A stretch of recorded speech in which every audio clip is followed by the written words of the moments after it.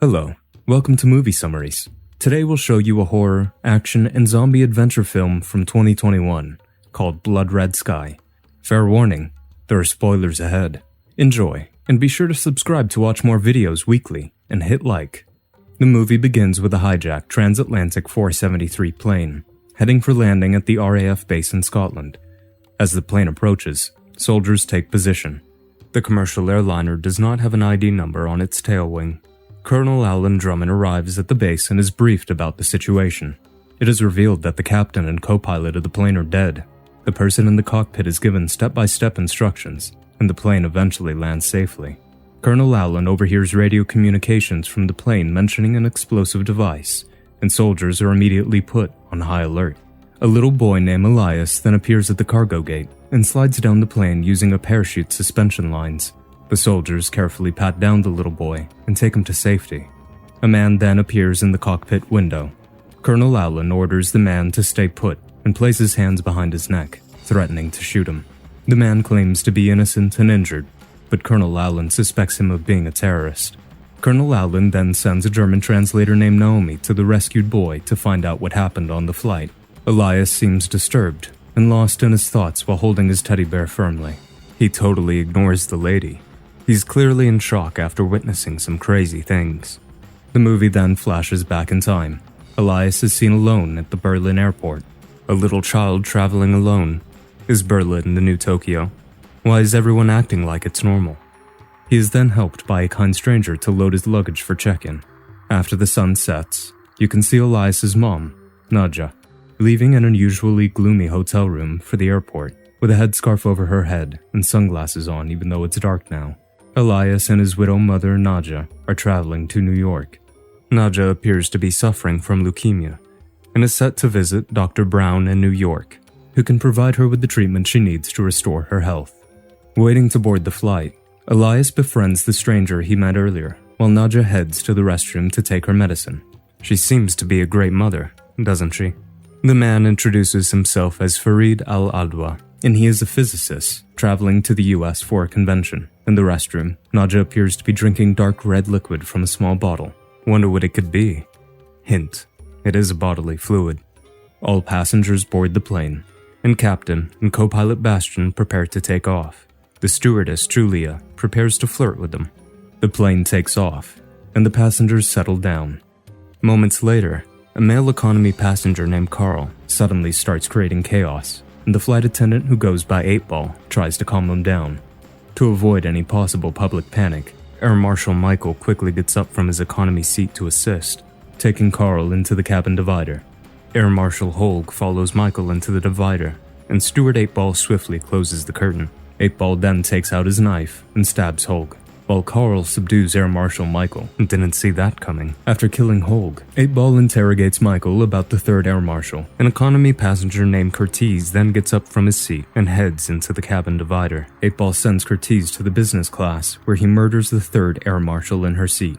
8-Ball then stabs Michael repeatedly, like the madman that he is. Brutal. Even his fellow hijackers are disgusted. After neutralizing all Air Marshals, 8-Ball, covered in blood, enters the cabin flailing a gun, frightening the passengers. 8-Ball announces that the plane has been hijacked. One of the hijackers, named Berg, then heads towards the cockpit. Stewardess Julia requests him against going into the cockpit due to safety reasons, but, to her astonishment, the co-pilot Bastian is revealed to be involved in the hijacking. Bastian had given the captain poison and killed him. Bastian and Berg then dumped his dead body into the crew hatch compartment in the cockpit. All business class passengers are then ordered to move into the economy cabin. They really paid all that money to fly economy. Berg, who appears to be the leader, addresses the passengers from the cockpit and orders them to put their hands on the seat and head down, as the other hijackers patrol the cabin. When a bloodstained 8-Ball approaches Nadja, she looks at him and starts shaking and breathing heavily. Drinking red liquid. Nervous around blood? I think we know where this is going. Crazy 8-Ball puts his gun on her neck, but Carl tells the eccentric 8-Ball to let her go. Meanwhile, another hijacker named Jarij sabotages the black box, preventing the plane from being tracked on radar. Pilot Bastian then starts turning the plane around. Elias, watching everything unfold, insists to his mother that they should take shelter in the cargo cabin, but Nadja shuts him down. 8-Ball becomes increasingly aggressive and beats up a passenger. Carl tries to calm him down. Seeing 8-Ball and Carl distracted, Elias gets up and runs toward the cargo door. Nadja runs after her son to stop him, but Michael sprays her with bullets. Carl then takes a frantically crying Elias back to his seat. The hijackers get increasingly worried by 8-Ball's combativeness. Berg warns 8-Ball against messing up again and confiscates his gun. He then gathers Fareed and 2 other Muslim passengers together. He forces a man named Marvin to read English and Arabic notes, taking the blame for the plane hijacking. Marvin is a white Muslim convert and former ISIS terrorist. Berg then hands the note to Fareed and shoots Marvin for not being able to read Arabic. It seems the hijackers are trying to make it seem as if the plane had been hijacked by Islamic terrorists. But why did Fareed read more than 5 lines when the script only had 1 line to read? Despite being presumed dead by the hijackers, Nadja slowly regains consciousness, and she begins to relive the day that she lost her husband, Nikolai. One night, Nadja, Nikolai, and baby Elias got stuck in a snowstorm after their car broke down in the middle of nowhere. Nikolai asks Nadja to stay in the car with Elias and ventures out to look for help. Nadja kept waiting, but Nikolai didn't return. After he had been gone for hours, Nadja decided to head out with Elias to look for Nikolai. While looking for him, Nadja came across a farmhouse. She noticed blood on the floor and followed the blood trail into a basement. Like every dumb, brave protagonist, she followed the trail. When she entered the basement, a man appeared from behind and started growling at her like a beast. What else did she expect? Frightened, she locked herself and Elias inside the basement. To her horror, Nadja then came across the dead body of Nikolai in the room. The beast then tried to force an entry into the basement through the window. Afraid for her and her son's life, Nadja picked up a log of wood and started smashing it on the beast's head. The beast then started biting Nadja's hand. She screamed in pain, but the sun soon started to rise, and the beast seemingly burned to death by the sunlight. It turns out that the beast was a vampire. After gaining consciousness, Nadja sneaks into the cargo compartment and removes the contacts and dentures that conceal her mutated eyes and fangs. Yup, now she's a vampire too, but we all expected that. Back to the plane, Curtiz and Jarij also venture into the compartment. Curtiz retrieves a bag and heads back to the cabin, reminding Jarij he has 15 minutes to complete his task. Jarij starts his work as Nadja becomes more and more bloodthirsty. Unable to resist her urges, Nadja finally pulls out a live dog from its cage. Not the poor dog, Nadja. The commotion attracts Jarij's attention, and upon inspection, he discovers, let's say an unpleasant sight.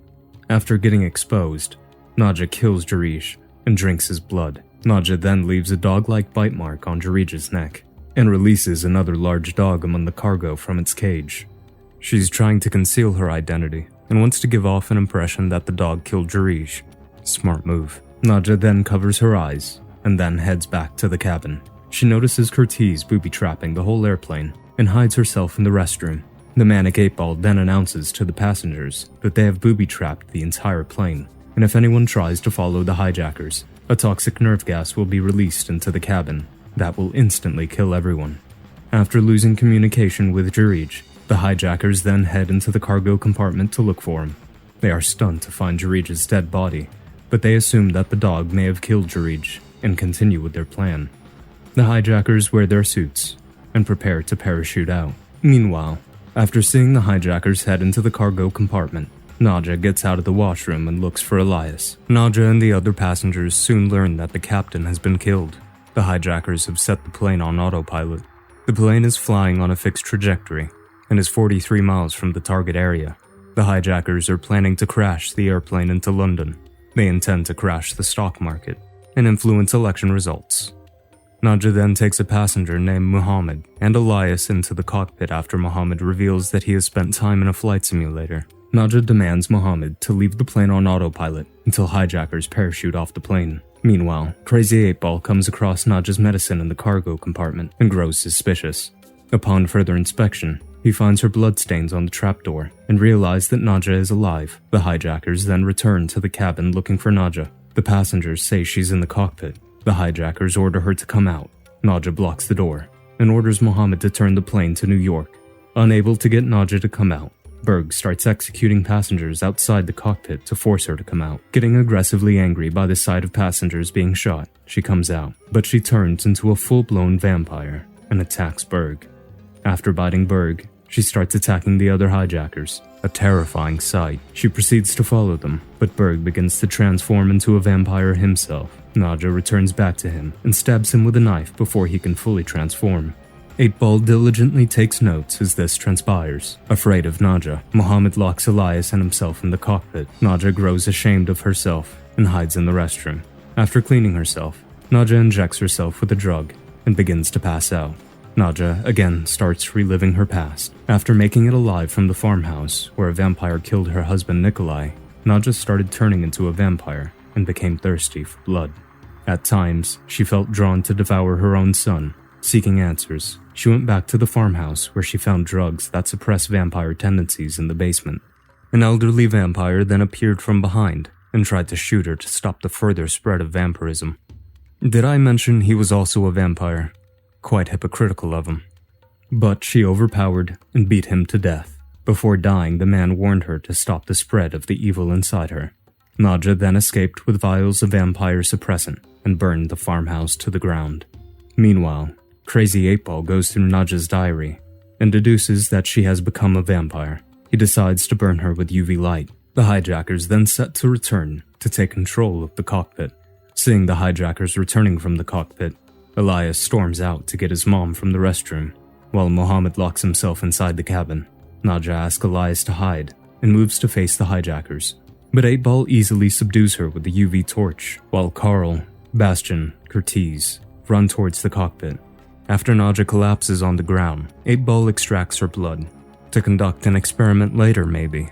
He proceeds to kill her, but little Elias confronts him with Berg's gun. He accidentally shoots a window which depressurizes the plane. Chaos ensues on the entire plane as people struggle to breathe. Nadja gets up and shoots 8-Ball, who then flees into the cargo hold. Due to low oxygen, Mohammed dies in the cockpit, and the hijackers take over it again. Nadja hands Elias over to Farid and goes after 8-Ball. 8-Ball locks himself inside a car in the cargo hold and injects himself with her blood. Now you understand why I call him crazy. To stop 8-Ball from transforming into a vampire, Nadja pours alcohol inside the car and sets him on fire. Meanwhile, Bastian restores the air pressure on the plane and puts it back on course. The cockpit panel alarm warns Bastian about the cargo fire, and he quickly turns on the fire extinguisher. The hijackers then return to the cargo hold to look for 8-Ball. Seeing them return, Nadja flees to the cabin, sending all passengers into a frenzy. Curtiz finds 8-Ball in the car and sticks his head in to feel his heartbeat when 8-Ball suddenly bites him. He has gone crazier. Honestly, everyone on the plane should team up against him. Scared, Bastian runs into the cabin, but Nadja locks Carl in the cargo hold with a bloodthirsty 8-Ball. Nadja manages to convince the passengers that she wants to help, and returns downstairs to lock 8-Ball and the other vampires inside. Farid and one other passenger help her keep 8-Ball locked, but the vampire manages to bite Farid's hand. To stop the spread of the vampire's blood throughout Farid's body, Nadja swiftly amputates his hand as he screams in pain. Ouch. At least it was easy and efficient. After securing both entries to the cargo hold, Nadja and Farid drag Bastian to the cockpit. Nadja orders Bastian to reroute the plane to New York, but she learns that the plane is running out of fuel, and they have to land soon, or they'll crash. Nadja and Elias then head into the crew rest compartment in the cockpit and contact Dr. Brown through a satellite phone. They ensure that Nadja has enough doses of cytarabine, the vampire suppressant drug, until they plan another visit to New York. Meanwhile, a passenger is badly injured in the cabin. He offers to give the onboard doctor $1 million if she is able to save his life. The doctor tells him that his money can't save his life, and leaves. Sensing his impending doom, the man drags himself toward the cargo hold's door and unlocks it, in hopes of being bitten by 8-Ball and reanimating as a vampire. Survival instincts. I wouldn't blame him, but that was a stupid move. After being set free, 8-Ball kills the man. Yeah, a stupid move indeed. He then proceeds to turn other passengers into vampires. Panic ensues in the cabin. Bastian, Nadja, Farid, and Elias helplessly watch from the cockpit as 8-Ball goes into a rampage, turning passengers into vampires. They realize that they must somehow kill all vampires before the plane lands to prevent the vampire blood from spreading. Farid proposes that they attach one of Curtiz's bombs to the fuel tank and blow up the plane. However, the bomb's remote control is in the cargo hold. Nadja offers to manually blow up the bomb, along with herself after the plane lands and Elias gets off safely. Refusing to sacrifice his mother, Elias flashes Nadja with UV light and sneaks into a narrow passage that leads to the cargo hold to retrieve the remote. He manages to get to the cargo hold and get hold of the remote, but he is soon cornered by 8-Ball and other vampires. Elias hides under the car. Bastion reveals that the plane is on its way to the RAF airbase on autopilot mode, and anyone can land the plane just by pulling the brakes. Nadja then makes Farid promise to look after Elias before killing Bastion. Feeding on Bastion's blood makes Nadja powerful, and all vampires outside the cockpit cower down in fear. She is the alpha now. Nadja then rushes to the cargo hold and attacks 8-Ball. However, 8-Ball, who had been feasting on all passengers' blood for a hot minute now, soon overpowers her and drains her blood. She's not the alpha now. Seeing his mother helpless, Elias gets out and baits the vampire. Can we take a moment to appreciate this boy's bravery? When the vampire comes after him, Elias blows the cargo door open. Nadja then uses all her strength to get up and push 8-Ball out of the plane. After pushing 8-Ball, Nadja collapses on the ground. Elias and Mom are not flying out of the cargo door panel when it detaches from the plane. They sit and move comfortably as the door remains open because air pressure doesn't work on the protagonists. Elias tries to wake his mother up, but 8-Ball again appears and tries to re-enter the plane hanging onto the cargo net. He just doesn't give up, but Farid comes to the rescue this time. Farid tries to warn him, but 8-Ball gets to Elias and grabs his leg. Farid quickly switches off the autopilot and steers the plane into the path of the morning sun, causing 8-Ball to burn and fall to his death. Seeing his mother devoid of blood, Elias slits his hand and offers his blood. Nadja wakes up and pushes Elias away. Elias sticks his bleeding hand forward to save his vampire mother, but she rejects him and flees, knowing that her taste for his blood puts him in danger. The movie then cuts to the present. Elias pleads with Naomi to save Farid, but she mistakes Elias's pleas as trauma, and an ambulance is sent to transport him to a hospital. Meanwhile, despite having told everything about the hijacking, Colonel Alan continues to suspect Farid, who is still held in the cockpit at gunpoint. The man has been through a lot, Colonel. As the night approaches, Farid gets restless and decides to take a chance to quickly duck from the sniper's line of fire. Seeing Farid escape, Colonel Alan orders soldiers to enter the plane. Before Farid gets to blow up the plane, the soldiers apprehend him and get him off the plane. Other soldiers enter the cabin and look for survivors. A bloodbath ensues as Colonel Alan watches in horror from the control tower. Should've listened to Farid and Elias, bro. Meanwhile, Elias gains consciousness in the back of an ambulance, but before embarking, he demands his teddy bear be given back, and he becomes reunited with it. As a medic prepares to inject him with a sleep sedative, Elias swats the medic's hand, who then ends up sedating himself. Who is this kid? Clutch move. Elias then escapes from the ambulance and runs back to the plane looking for Farid. Elias sees his mother get out of the plane and feed on a soldier. The little boy calls his mother, but Nadja only returns a hungry roar and heads toward him with the intention of devouring him. Realizing that his mother is long gone, and all that is left of her is a rabid beast, Elias activates the remote detonator he hid in his teddy bear, and the entire plane explodes, killing her and the other vampires. Seeing the explosion, Farid pleads with the soldiers escorting him to return and look for Elias. Also, how are his hands cuffed when he doesn't have one of them? We will never know. Colonel Alan then orders his soldiers to uncuff Farid and let him go. Farid hugs Elias as the camera slowly pulls away. Hope you enjoyed it. Make sure to like, subscribe, and turn on notifications so you can watch more movie summary videos weekly. Thanks.